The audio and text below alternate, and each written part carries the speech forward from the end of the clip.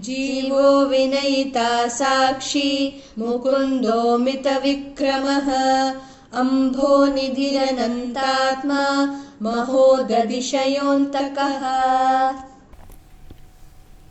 Jīvaḥ. He is Paramatma and he is Jīvatma also. That individual soul or that individual self in us is nothing but the universal self itself. That is what is suggested in all the Mahavakyas, especially thou art that Tattvamasi. Thou art that. Who is the thou? Thou is the Jīvatma. Who is the that? Tat Paramatma. We know Paramatma is changeless, immortal, unconditioned, unlimited. On the other hand, we know Jīvatma is just the opposite of it. Conditioned, limited, subject to change, mortal. Then how is it that our masters are saying, thou art that? Jīvatma is nothing but Paramatma. Minus the equipment, the Jīvatma is none other than Paramatma. Conditioned by the equipment, the body, the mind and the intellect, yes, Jīvatma. But when the Jīvatma transcends the equipment, then he or she will realize that I am not what I thought I was, but I am Paramatma himself. So in that sense, Bhagavan says, I alone am the Jivas also. Everything he is. Not only the soul he is, even the sheer material with which all our equipment is made up of. Did we bring it with us? Did we create it or manufacture it? It belongs to the realm of matter, Prakriti. Who is Prakriti? His own Shakti. Both of them are one and the same. So what is there that he is not? Every cell in us is he. Everything is he. Grain of sand is he. Blade of grass is he. Small to big. So everything is he himself in a different form. When we say, what about we all human beings, Jīvatmas? He himself in a different form is all of us. That vision must come to all of us. We see differences. When we are amongst 10 people, names are different, forms are different. Of course, their characteristics are all different.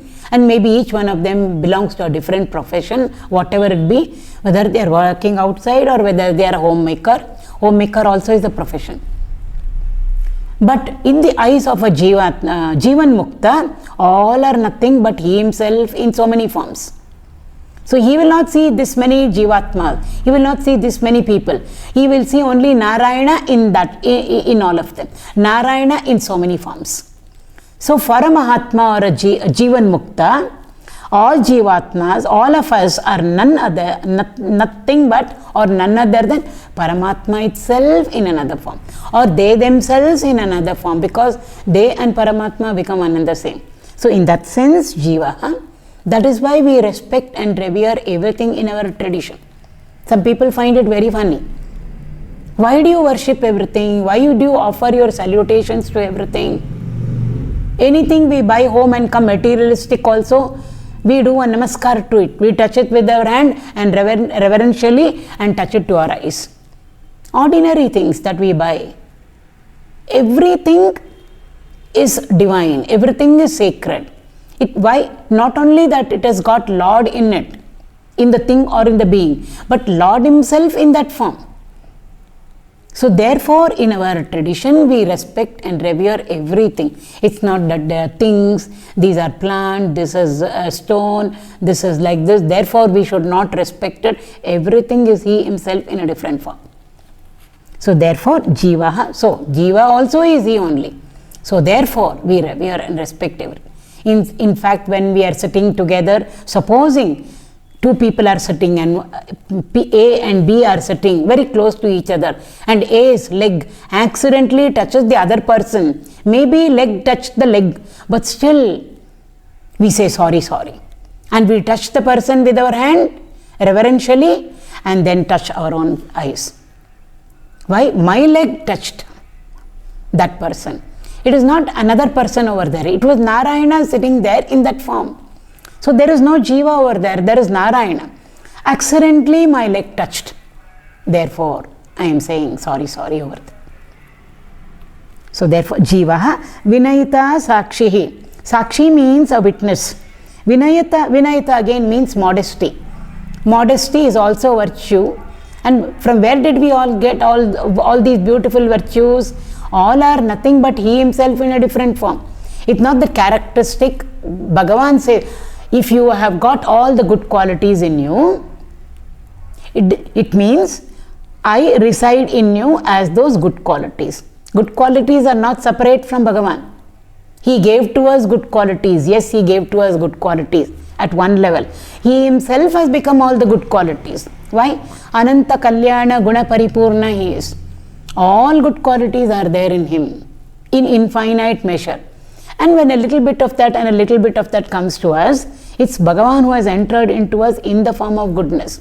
So when we say I am very good, I am very honest, I am very loyal, I am very committed, I am a non-violent person, good qualities in us, it's Bhagavan residing in us in the form of good qualities.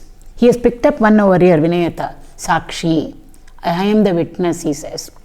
He is there, presiding over all the good qualities that we have. Especially he has taken up vinayitā because it's so difficult for us to get into that form of being in a humble mode or mode.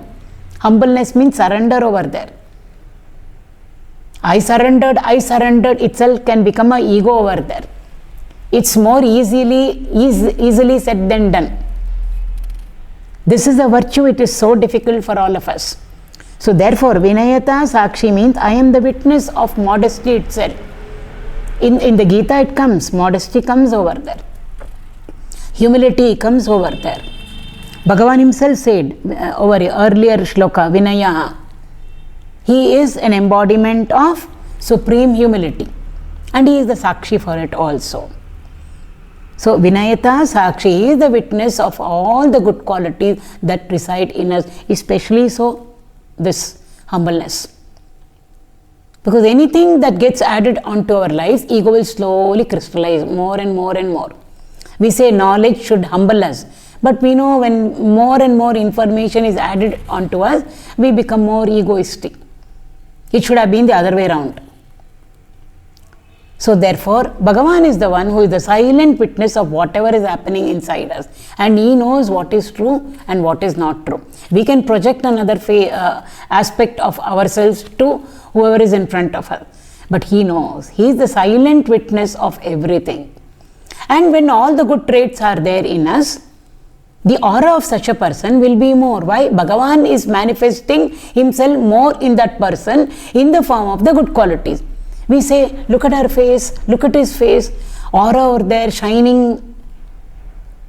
What is it? What does it mean? It means those positive qualities are there in larger measure in such a person. It means Bhagavan is there manifesting more of the divinity in and through such a person. Therefore, we say there is an aura around that person. That person looks divine. It just means over there the beautiful positive quality, Daivi Sampat is there more in that person. Means Bhagavan is expressing, manifesting more in through that personality or through that person over there. So vinayitā sākṣī mukundāḥ, one who gives, the means to give. He gives what? He gives mukti to us, moksha to us. And what is mukti or moksha? It is not a journey that we have to make or we make after the death of the physical body into some realm called Vaikunta or Kailasa. It doesn't mean that at all. That is also there. But mukti or moksha is here and now. Either we have it or we don't have it. And what is it? It's a state. Just like we enter the waking state from the dream state, or we entered into the waking state from the deep sleep state. Similarly, we enter from this waking state, from this realm of change, into a realm of changelessness. Having reached which, there is no coming back again over here. We continue to stay in or revel in the state of changelessness. Why? It is changelessness. Therefore, change can't do anything to it. So, it's a permanent feature. And that is what is called as enlightenment, mukti, moksha. Who will give to us ultimately? Ultimately, Bhagavan alone comes and gives it to us. So therefore they say all our spiritual journey is up to a certain point. Lots of effort we have to put in. Not easy at all. Kathopanishad says it's like walking on the razor's edge. But up to the end, up to a point, yes, we have to put in our effort and then wait over there in our seat of contemplation. The last lap of the journey, wherein mukti happens or moksha happens, is the higher descending into the lower. If we want to sleep, we all have to make some preparation. We should have eaten well, otherwise hunger will bother us even when we are trying to sleep. Then we go and then we comfortably lie down over there however we want to. The texture of the mattress, the texture of our pillow, the height of the pillow, and then whether we want to put off the light or switch on the light. Each one of us has got different. Some of us want a small little light. Some of us want music, soft music. Some of us don't want anything at all. These are all preparations to sleep. But then if we go on saying, I want to sleep, I want to sleep, I want to sleep, it's an effort. All the effort made, then we have to drop even the thought that I want to sleep. As long as we entertain the thought that we want to sleep, sleep will never come to us. We just have to wait over there. And when we are waiting over there, sleep will just come and overwhelm us. At that point of time, we will never know. If we keep a watch in front of us and say, I want to find out exactly at what point, minute to second accuracy, when I slept off, we will never sleep. It just comes and descends into us. And then we have fallen off to sleep. That's why they use the word fallen off to sleep. Nidra vasha. She overwhelms us. Similarly, they say the highest state of mukti, moksha, highest state of consciousness, it will just come and overwhelm the person. The higher descends into the lower. And then we say the person has realized or mukti, moksha has happened. Who will give it to us? Mukunda. He is the one who bestows liberation on everybody and takes us to that state, takes the person to himself, wherein he and the realized are not two. They become one over there.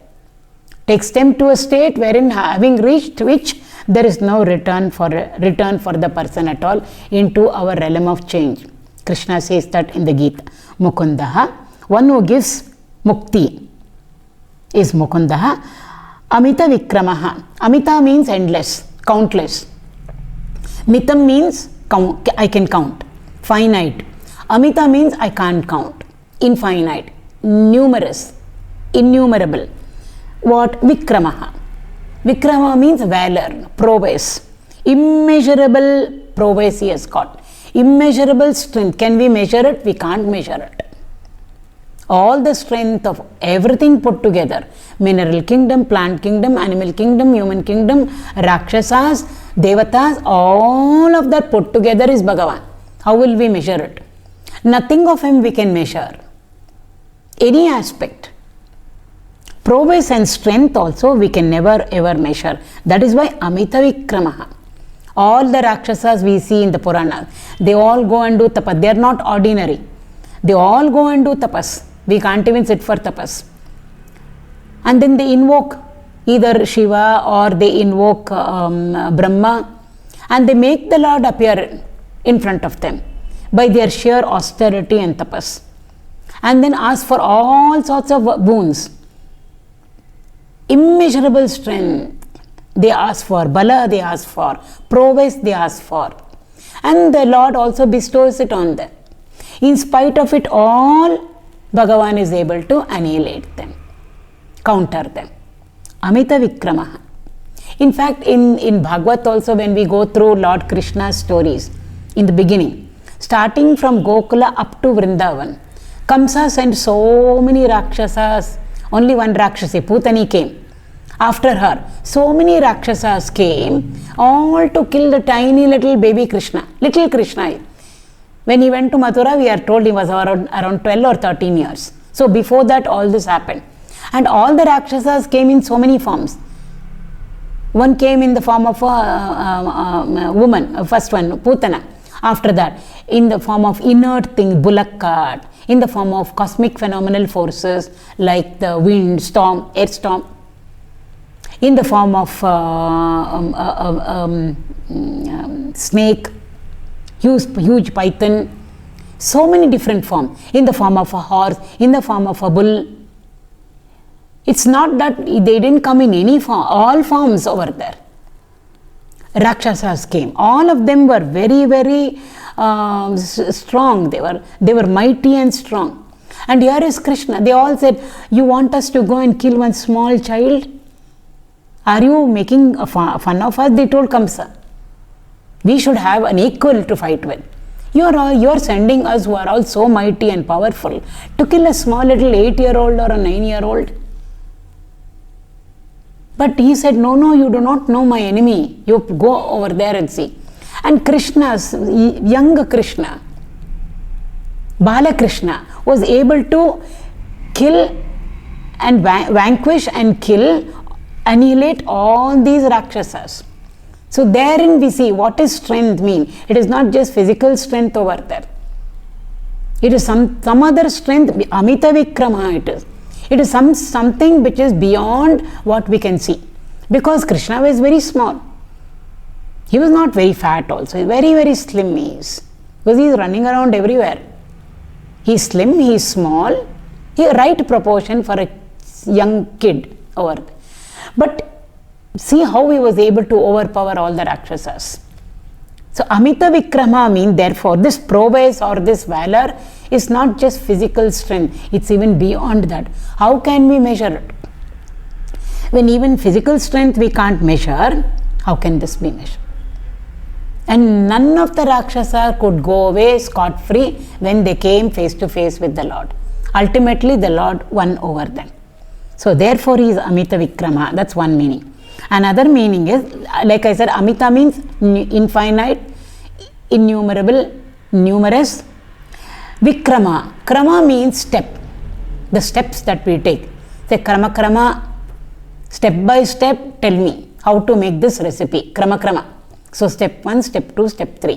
Vikrama means special steps, unique steps. Who took those unique steps? Vamana avatar. Bhagavan asked for 3 steps. He asked for land as measured by his own tiny feet. Vamana is small. He said, I want 3 steps. Land measured by 3 steps. And it should be measured by my foot only. Bali laughed. He said, I'll give you anything else. Why are you asking for this? At least my foot is longer than yours. Small little child, how long will the foot be?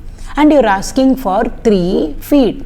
You can only maybe stand over there. That's all. You can't even lie down. You can't even sit over there. He says, no, 3 is enough for me. What I asked, you will give. Because you promised that you will give me whatever I asked. I've asked, now you give it to me. And Bali Chakravarti said yes. Then we know what happened. Bhagavan took the special unique steps. He grew and grew and grew and grew. He became Vikrama. And that 3 we say is 3. But can we say 3? What all Bhagavan included and included over there is Amita. So 1 step, everything terrestrial and below that. 1 step, all that which is above terrestrial, celestial. There was no place for him to keep the 3rd step. Then Bali said, my head itself is like a big world. Because we have all our thoughts over there. Oh, a whole inner world is there inside our head. Sufficient. Therefore you place your 3rd, put your 3rd step or foot on my head, he says. And then Bhagavan sent him to Sutala. The significance of that is completely different. We won't go, I think we took it up earlier when we did Vamana Avatar. So therefore Amita therefore means immeasurable. How are we to measure? When he has become Trivikrama, he grew and grew and grew and grew, we are told. So how to measure the one who has grown to such vast dimension? Not possible to measure at all. And how will we measure his strength, his might, and what all is going to be covered by 1 foot of his, by 1 step of his? Immeasurable it is. He alone knows what he covered. We read in the Puranas the story, that's all. So therefore, Amita Vikramaḥ means Vamana Avatara is also included over here, wherein Bhagavan took those special steps, Vikramaḥ, special steps, and wherein he covered everything which is immeasurable, which is infinite, which is Amita. The Amita Vikramaḥ. Ambhōnidhi. Nidhi means wealth. This word has come earlier also very often. And whenever we use the word nidhi, wealth, it means obviously we are considering a larger amount. Not small amount of money with somebody, we don't say wealthy. When they have more money, then we say such a person is wealthy. Amba means water. So ambhōnidhi means the wealth of water, means large expanse of water. So which is the largest expanse of water, standing waters which we are aware of? That is the ocean. Lakes are also standing waters. In fact, ocean is the biggest lake that we are aware of. So various lakes are there. Amongst all the lakes, Bhagavan identifies himself with the largest lake, and that is the ocean. In the 10th chapter of the Bhagavad Gita, Bhagavan says, Sarasamasmi Sagaraha. Sagara means ocean. Sarasamasmi means amongst the lakes, amongst the standing waters, I am the ocean.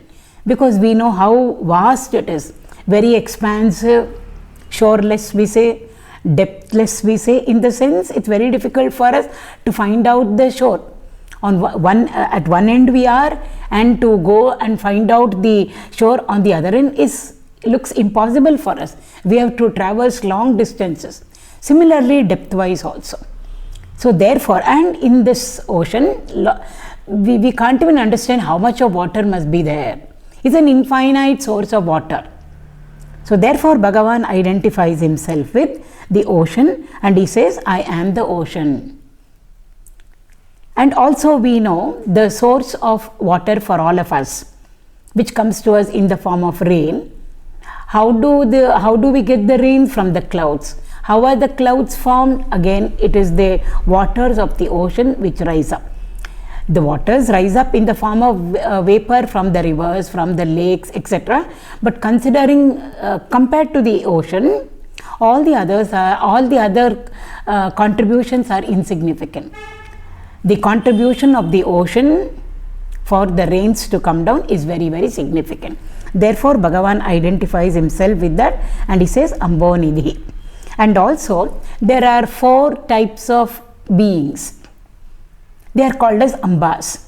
So, Ambhōnidhi means Bhagavan is the one who is the Lord of all the beings. What are the 4 classifications?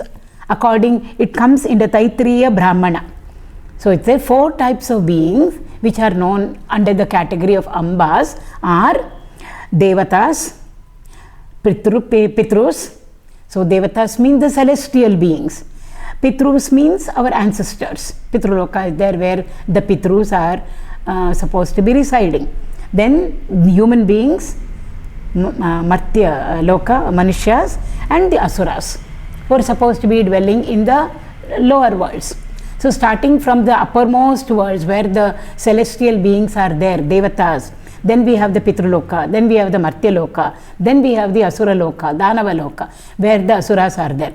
All beings put together, 4 types of Amba. And Bhagavan says, I am the way, in the sense, without him residing in all these beings, none of them would be able to do whatever they are doing. None of them can function. So therefore, he associates himself with all types of living beings.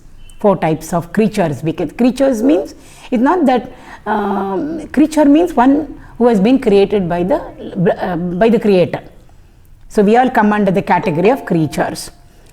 So Ambhōnidhi, Anantātmā. Atman means the soul that is there in us, the light of consciousness that is there in us, the life spark that is there in us, because of which we are able to function physically, mentally, and intellectually. So Ananta means infinite, supreme most.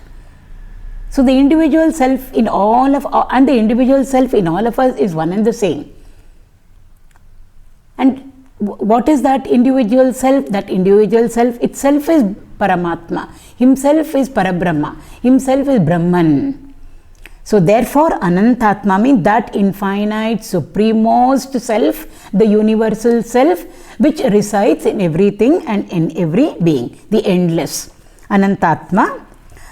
mahōdadhi, the one who is resting on or reclining on the ocean, the great ocean.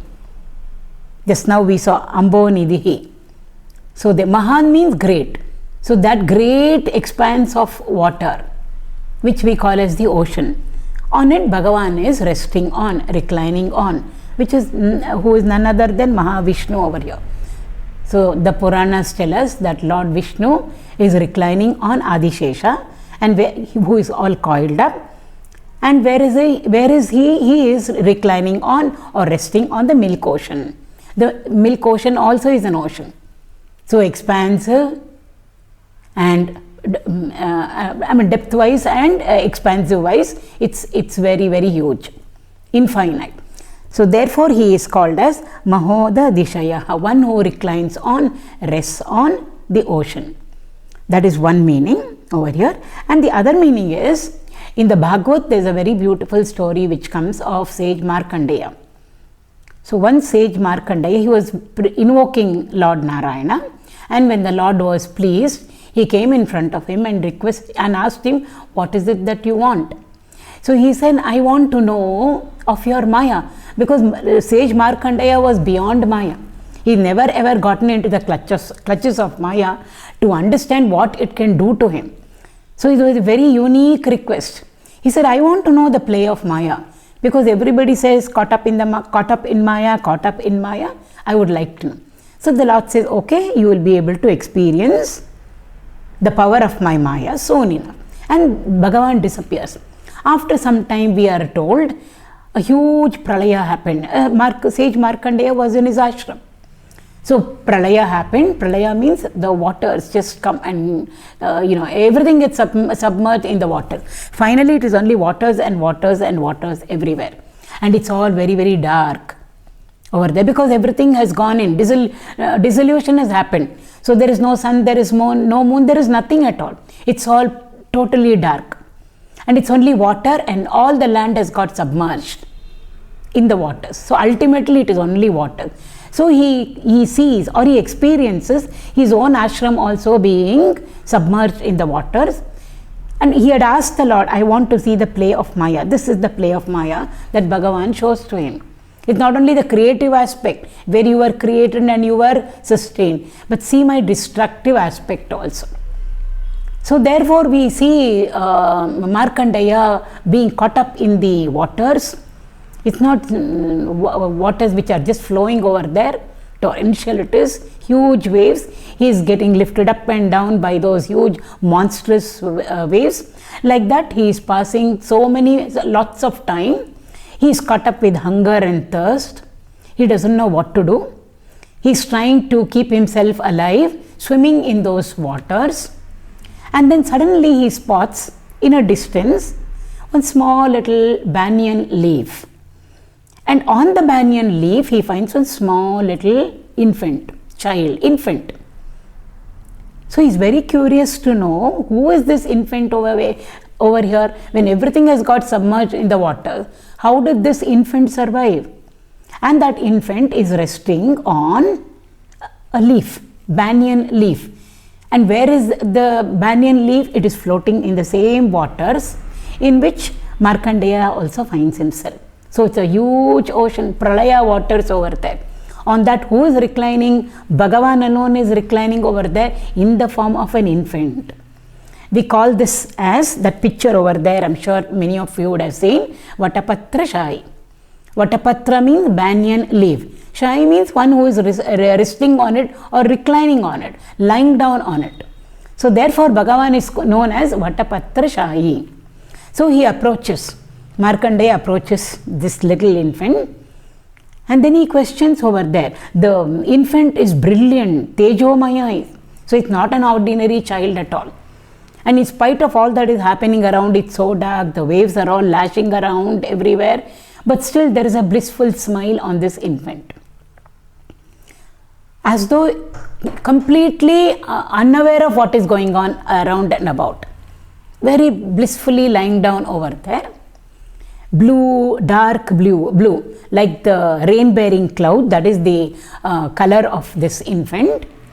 And this child has got with its hands, it's holding on to its own foot, and the toe, the big toe of that foot is in its mouth. So the child has pulled its leg towards itself, and it's keeping its big toe in its mouth with the help of its two hands. The leg has been grasped, or the foot has been grasped by its two hands, and the toe is inside the mouth, and the infant is blissfully sucking at the toe. It looks very, very strange.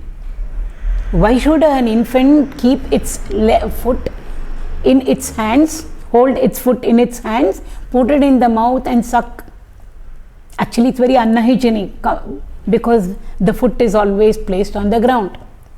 So this is the scene that he sees over there. And then the moment he goes near the child, near the Lord, Vatapatrashai, the child is breathing in and breathing out. So when the child breathes in, the infant breathes in, we are told Markandeya is sucked into the child. And he immediately goes inside the child, inside the infant. There in the stomach of the infant, he sees all the worlds. He sees the play of time and space and time. He sees cause-effect relationships. He sees all the worlds over there, 14 worlds over there, planetary system, everything he sees over there. It's a Vishwarupa Darshana like Mother Yashoda had when Krishna opened his mouth. She caught him one day when he was eating mud, and therefore she said, open your mouth, I want to see what is there. Because he said, I am not eating mud. But the gopis had convinced her. They said, we have seen him eating mud. So she says, open your mouth, I want to see. And when Krishna opens his mouth, this is the vision she had. Exactly the same vision sage Markandeya has over there. So he sees all of it, and he sees himself also in it, because he is a part of the universe.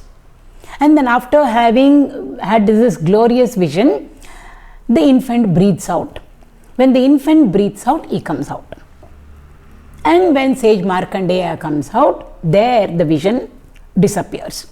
So he has had a very powerful experience of, very vivid experience of what is the Lord's Maya over there. And then everything becomes normal after that. There is no pralaya, there is no deluge. He is back in his ashram over there, seated over there. It's all dry everywhere around. So the whole thing happened over there. What was it? It was all nothing but a creation of the Lord's power, which we call as Maya.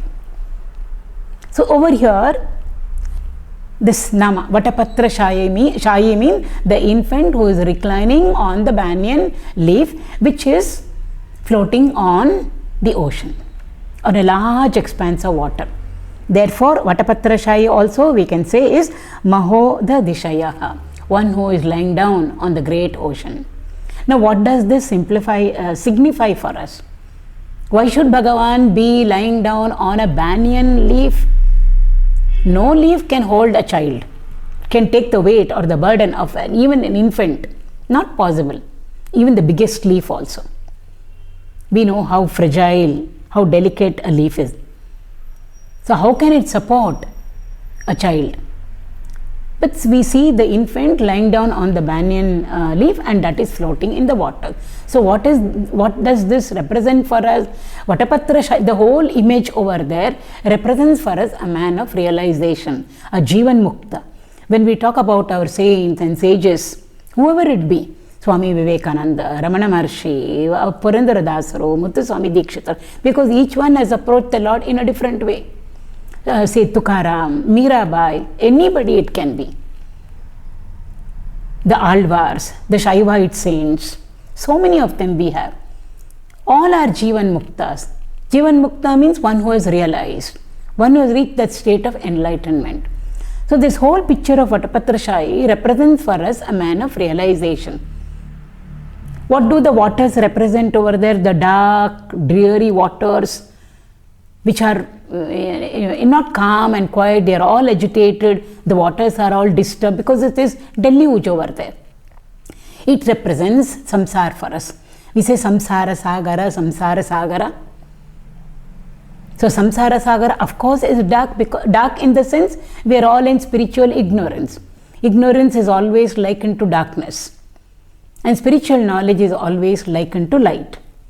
So we are all in the dark, and we have all fallen into the ocean of samsara, the dark ocean of samsara, wherein it's not small waves and ripples which are lashing, the huge monstrous waves that are lashing us. The trouble, the sorrow, the grief, now and then little pleasure. But we always say, I am caught up in the ocean of samsara. Nothing seems to be okay for us. Even everything is okay also, we say, okay, but we say. So the ocean over there represents for us samsara. In samsara, over there, a man of realization, how does he move about? He is, the infant represents a man of realization. Infant means childlike, not childish. There's a difference between childlike and childish. We always say children up to the age of 5 or 6 are godlike. Why do we say that? Because their mind is not conditioned like our minds are conditioned. Children, they don't have a past. Even something has happened yesterday, day before, they forget. Very easily they forget. We are not like that. 20 years ago something happened, we say memory system is not okay, but we remember that. So our past, our minds are conditioned by our past, good and bad. Similarly, our minds are conditioned by the future also. What we want to get in our lives, acquire in our life, we long for this, we hope for this, we crave for this. So our minds are conditioned by the future also. That's why we engage ourselves in any field of activity. I want this, I want that, I long for this, I crave for this. So our minds are always conditioned by the past and by the future. Children's minds are not conditioned by a past and the future. They are always very, very aware. They are not conditioned. Then how are they living? They live in the vital present, just like a man of realization. Therefore, we always say men of realization or a Jivan Mukta is childlike, not childish. Childlike it is. Afterwards, the children slowly become conditioned. And slowly they will move towards how we are all. But in the beginning, they are not like that at all. So therefore, how best to depict a man of realization, an infant? So Bhagavan himself has become that small infant over there to indicate to us a man of realization.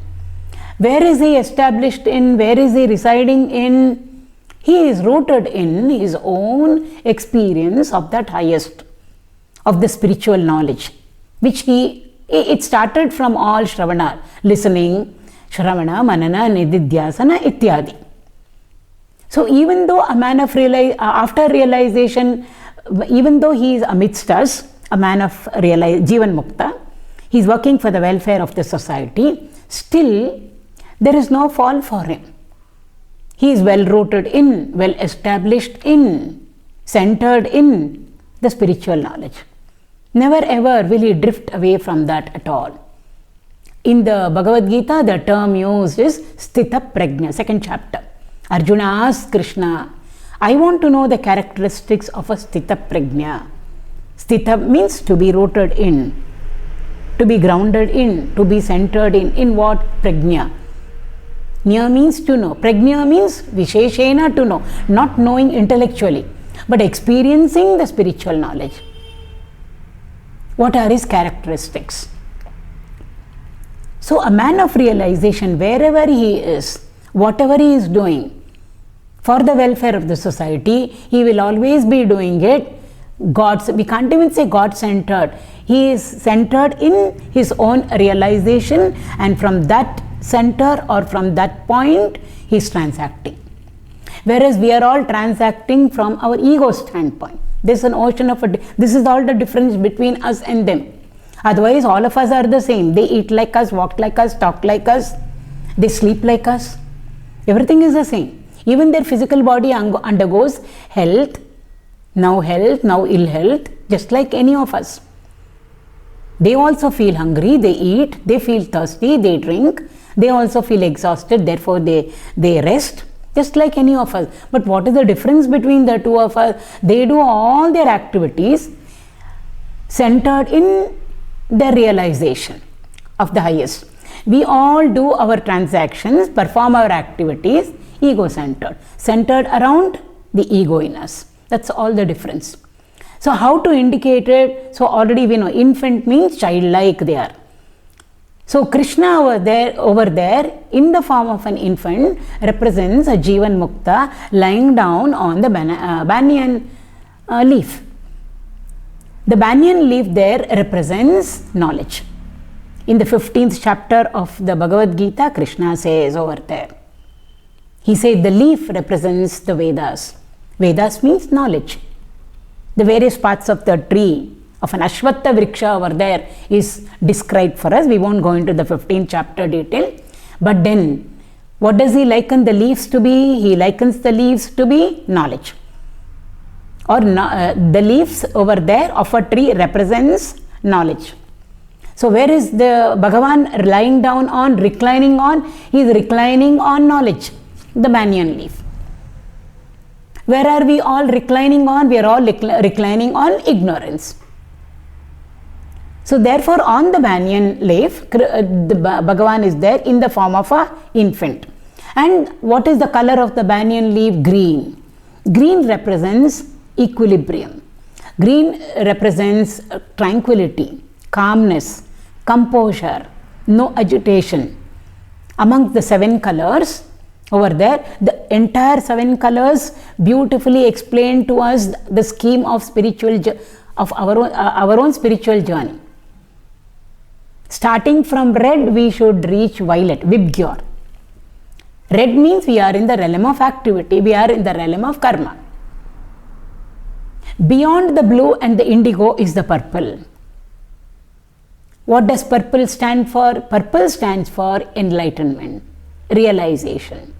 So if this is the realm of change, that represents the state of changelessness. So in these 7 colors over here, the middle color is green. So green always represents balance for us, tranquility for us, equipoise for us, neutral equilibrium. Amongst the 7 days of the week, Wednesday comes in between, in the middle. The color of Wednesday is green. It is presided by the graha called Buddha, Buddhavara, Buddha graha. The color associated with Buddha is green. Green, emerald is the stone for that. And the dhanya, Navadhanyas, every planet is associated with one of the dhanyas. Rice with moon, wheat with sun, etc. Tur dal with Mangala. What about Buddha, the middle day? It is green gram. Green gram, we call it green gram because it is green. So it represents equilibrium for us. So Bhagavan is not only residing on, centered in, grounded in, rooted in his own knowledge, but he is always in equilibrium. Never we see the Lord tossed about like us up and down, up and down, up and down. We are always on a seesaw. Either we are up or we are down. We are never in equilibrium. Bhagavan never loses his balance. A master, a Jivan Mukta never loses his balance. So he is resting on the green banyan leaf over there. And what is he doing over there? He has caught hold of his foot. The feet are the ones on which we stand on. If our feet are not okay, we can't be well rooted. And then only we can walk. So our whole weight, the body's physical weight, is taken on by our feet. So feet are those on which we rest. Similarly, a man of realization, what is he resting on? He is resting on knowledge. Therefore, the feet represent always knowledge. Whose feet? The Lord's feet. Who's a man of realization? Jivan Mukta. Our gurus, our rishis. That is why we prostrate onto them. We do not know, we can't comprehend and apprehend what is the knowledge. They are a personification of spiritual knowledge. Experience that moksha, mukti, walking on 2 feet. What it is, we can't comprehend and apprehend. What is the knowledge that helps them to experience? We do not know. First of all, we have to understand it intellectually. But what is the nearest that we can see with our 2 eyes, physical eyes? We can see their feet.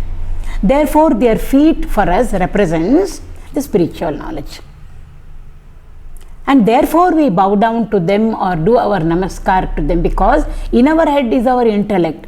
To that intellect, the knowledge must come. Where is the knowledge? It is at their feet.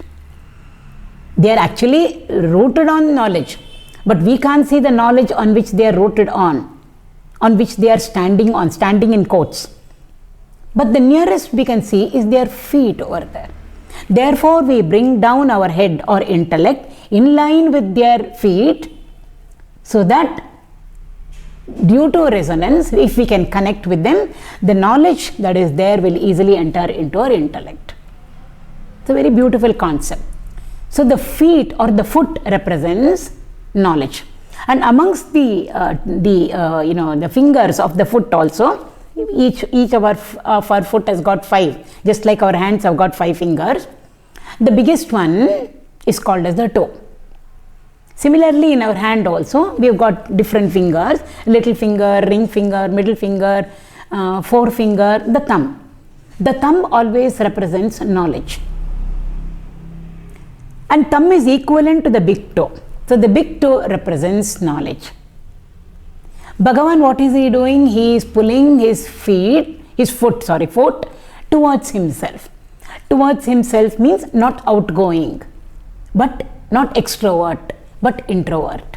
All our masters are introvert. Though they are transacting with us, they seem to be extroverted, but they are not extroverted, because they are operating from the core which they have experienced within themselves.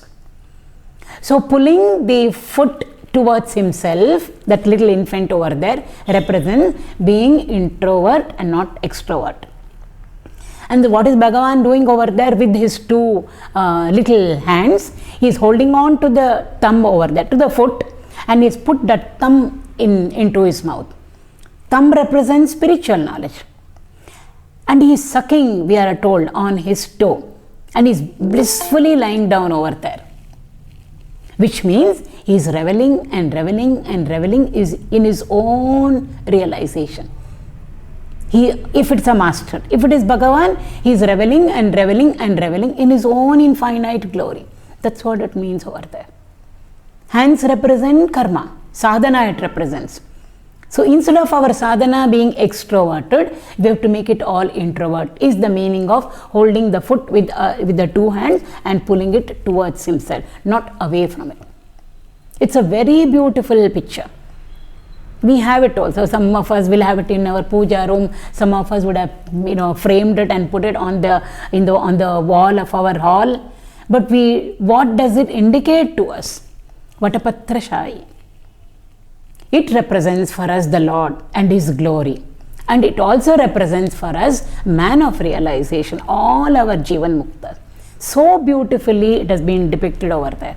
A very beautiful depiction. And the infant is blissfully smiling. Come what may outside. Adi Shankara in Bhajagovindam says, Yogaratova, Bhogaratova, Sangaratova, Sangavihinaha. Put the master anywhere, conducive environment or non-conducive environment. Whether things are okay or whether things are not okay. Anything is fine. But he was realized, Nandati, Nandati, Nandatyeva. He revels and revels and revels in his own experience of the higher state. This is what Vatapatrashai depicts for us. It's such a beautiful. These are called as word painting, because we use words. But what are we trying to with the words we have painted something where on our own minds, on the canvas of our mind. So if it stays in us, if we can register it in us, we will know the not the entire glory, but at least a little bit, tip of the iceberg of what is it when we say Lord, what is it that we mean when we say Lord, Or what is it that we mean when we say a Mahatma or a Jivan Mukta? Because outwardly they are just like any of us. What is the difference between us? What is the difference between them and us? This is what. So Vatapatrasha, it's a beautiful representation, highly symbolic, highly suggestive of a man of realization, and of course of the Lord also. So mahōdadhishayaḥ antakaḥ means one who at the end comes, and Lord Death over here, Yama Dharmaraya. So death means he who alone created us is capable of looking after all of us. And finally when the end comes, it's not that the death that we think of where there is a loss. It's a constructive change. It's a change for the better. So it's not destructive destruction, but it is a constructive destruction over there. It's a destruction for the good. And that is the principle of death. And we call that principle of death as Yama. Yama means itself control. Means he just doesn't do anything the way he wants to do. Because why? The power has been given to him of death.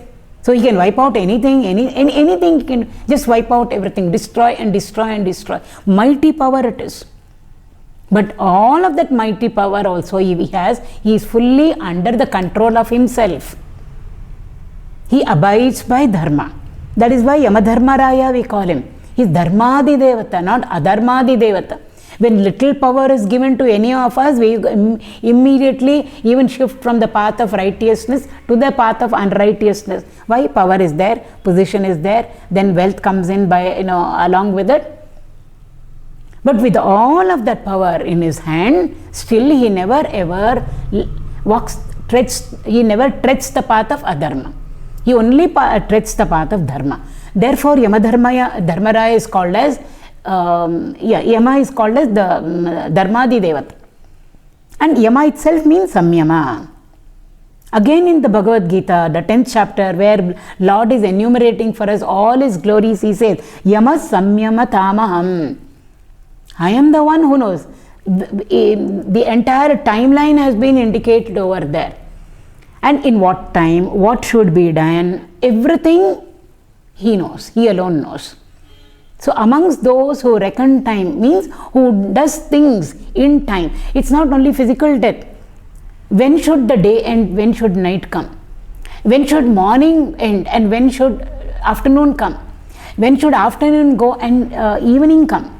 When should evening go and night come? See, everything is, the rules are very strict over there. Time itself, which is a flow, is so beautifully being controlled by, guided by Yamadharmaraya. Because we see change happening. Change is relevant only in time. Where time is not there, change is not relevant at all. It becomes irrelevant. So whenever we recognize that factor or the concept called time, there alone we are able to see change over there. So Yamadharma, the death itself means change. Morning died and afternoon was born. Afternoon died, evening was born. Evening died, yesterday died, today was born. It's all happening in time over there. So from the future it comes, becomes the present, and then it goes off to the past. So therefore the Lord says in the 10th chapter, I am Yamadharmaraya himself when it comes to playing with the time. Playing with time. When we say change, change is not just destruction.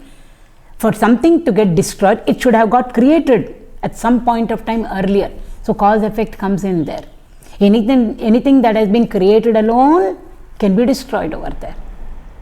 So all of them put together, we have to see it on a very larger perspective. So Bhagavan says, I am all of this, which means he is the Lord of change.